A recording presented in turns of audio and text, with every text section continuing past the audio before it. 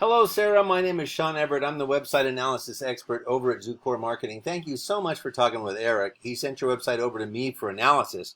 And the first thing I'm going to tell you is that it's a beautiful website. It truly is. You have done a lot of work on making it have good photographs. It's interactive. There's a lot of things to read about, a lot of stuff to learn. It's a great website. And I'm going to tell you that having a great website is great when you have somebody here because they are going to start clicking to find out more. Now, what I'm going to tell you next is that getting them here is completely within the realm of what is in your website itself. And that sounds like a strange claim, but it's true. And I'll tell you why. Your website is underperforming. Now, I'm going to show you what I'm talking about specifically. This is a paid tool that I use called Ahrefs. Last month, you had traffic, meaning clicks, of 61 from a Google search. And most people find your site from a Google search. They might find it on the bottom of your business card, but by the time they have your business card, they're already looking at you. A lot of people are going to come to you simply from a Google search. Now, I need to tell you a little bit about how Google works at this point because it's important to what I'm gonna how I'm gonna show you this. Google has an algorithm that determines the placement of absolutely everything on it. Now, the first one up here is what they call sponsored, but that means that it's a paid ad. Underneath that are what we call the map pack. The map pack is so called because it's attached to this lovely map, and people like to hire local. Now, these three folks here have done something the folks down here have not done, and that is they have filled out a Google business profile. And if the folks down there have filled one out, they didn't fill it out thoroughly enough because Google rewards thoroughness. And the business profile on Google is sort of like a Facebook profile. They're going to ask you what year you started your business, what your daily hours are. There's some tick boxes, and they're going to ask you to prove that you actually own the site. So that's what one of the things that Google wants from you. That's one of the requirements of the algorithm. Now, there's two more. I'm going to tell you about them as we move along. Underneath the map pack is what we have, the organic search results. Now, the first two here are just lists, but the third one here is Nelson Contracting. And they are the first actual roofer. So I'm going to use them as your Google competitor, let's say, for the purposes of this analysis. Now, here is their website, lovely website, and a little one note though in terms of the blues, a lot of blues and oranges. So I'm going to do something right away because Google loves content, and I'm going to show you what I mean by that. I'm going to copy and paste your website into this word counter here, and I'm going to do the same for Nelson Contracting. They let's see here, copy and then paste. The reason I'm doing this is because content is king at Google. Sorry for the long pause. Content is king because Google wants their search customers to learn something when they get to the sites that they're going to. You have 1,300 words. That is amazing. Most sites that I go to have like 300, which is a shame. Now, your competitor has 1,027.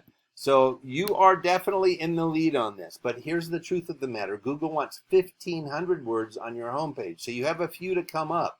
Google has determined that 1,500 words is the minimum amount of words that would be necessary to actually inform and teach somebody something about the subject to which they are Googling.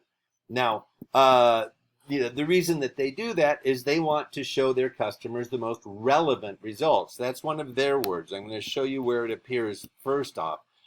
Here under more businesses, if I click that, it will show me more businesses. And you'll see this. You've seen this in your own Google, I bet. You can either sort by distance or by relevance. Now, a lot of people choose distance because I want somebody that's closer to me, but relevance, I never really knew what that meant till I started doing this job. Relevance to them is very different than it is to you or me. To you or me, relevant roofer might be somebody who has experience, good work ethics, and good materials. That's not what Google Relevance is about. Google Relevance is about having certain things on your website that satisfy its algorithm.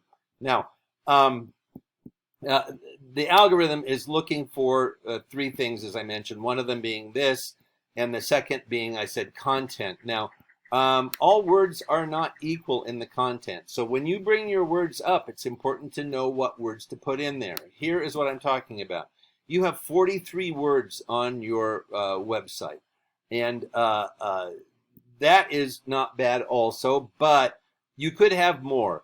Keywords are words that Google has collected from, say, the Google searches and all of the companies in your industry that show up. It tracks all of those. It tracks all of the words on the websites that come up, and it tracks all of the communities around you on the websites that come up. So there are a bunch of areas that these keywords could come from.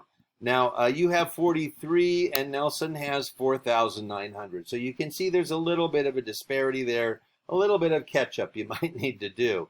Now, I'm going to show you what their keywords are. This first page is kind of weird because it seems like it's a lot of the same thing.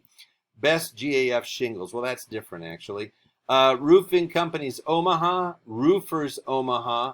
Now, those are two different searches because the algorithm does not know tenses or similar words. Roofing and roofers are very different words for an algorithm.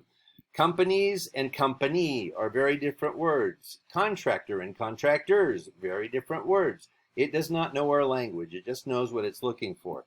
Dryer vent on roof cleaning. Let's see, hail-resistant roofing. Omaha roof repair. Hail-proof roof. These are terms that somebody in your area is looking for. Now, if I go down to Texas and I look for the same group of roofers, they're not going to have something about the ice dam that forms on the roof. And by the same token, people in Canada aren't going to have anything about, sun damage, not necessarily. But low slope shingles, there's another one. These are all terms that you use. I have never even used the word low slope shingles in my life. I've never used shaker roof. I rarely use the word gutters unless I'm bowling. So all of those are things that are in your industry, things that other people do not say are the keywords essentially in your industry. Now, the next thing I'm going to tell you about is your backlinks. You have 159 backlinks. That is where you have your site. There's like a blurb about your site on somebody else's site, and there is a link back to your web page on it. And that could be something like Yelp, for instance. You could go and claim your Yelp profile, and then you could put your website on it, and there would be a link back to you, a backlink. Now, I can tell from this number here, the referring domains, that you have a lot of garbage backlinks, and that's a shame. 38, you should have about, I don't know, double this amount. So what, 76 is what that should be. So you have a bunch of spammy backlinks. You want backlinks that are well rated. You have 159, Nelson has 610. So, the disparity is a lot less than what this number was. But still, you want to beat them. Now, I'm going to show you what their backlinks are. HomeAdvisor.com. Behance, I can't talk it to you about because it's where they get their web hosting services from. So that's not really germane to your industry. That will probably fall off here in the next couple months. HomeAdvisor, Homestead, Expertise.com, Yellow Pages, Port, Super Pages, This Old House. That's a good list.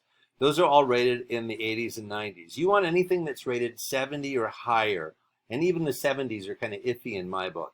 Now, this number here is a domain rating, and that means that it shows the strength of a domain's backlink profile, meaning that a lot of other sites refer to HomeAdvisor.com as a place to go for answers.